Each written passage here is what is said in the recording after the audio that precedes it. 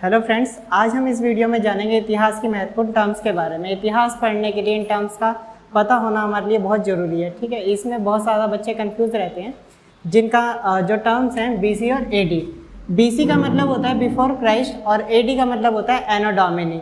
इन दोनों टर्म्स के बारे में पता होना बहुत ज़्यादा ज़रूरी है, क्योंकि इतिहास को पढ़ने के लिए इन टर्म्स का यूज़ करना आना हमें चाहिए। ठीक है, ईसा मसीह के जन्म से ग्रेगोरियन कैलेंडर की शुरुआत होती है और इससे पहले की जो टर्म्स होती है उसे बीसी में लिखा जाता है और इनके जन्म के बाद की जो टर्म्स है उन्हें एडी में लिखा जाता है।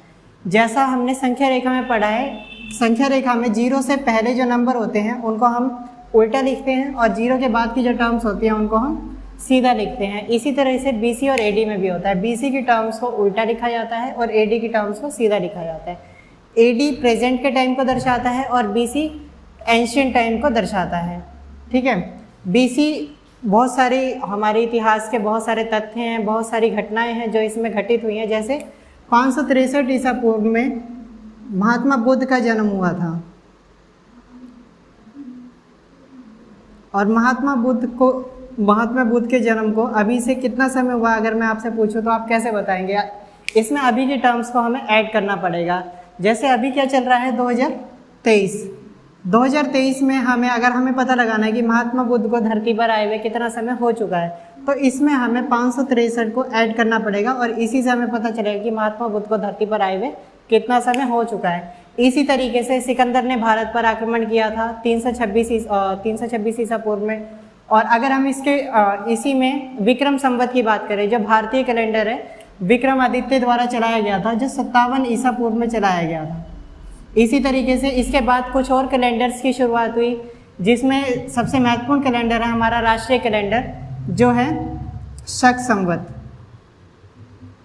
और एक और महत्वपूर्ण कैलेंडर है हमारे पास जिसे मुस्लिम धर्म के लोग मानते हैं और उसी के अकॉर्डिंग उनके जो भी क्रियाकलाप वगैरह जो भी कार्य होते हैं वो उनको करते हैं, जिसकी शुरुआत 622 ईस्वी में की गई थी, जिसका नाम है हिजरी संवत।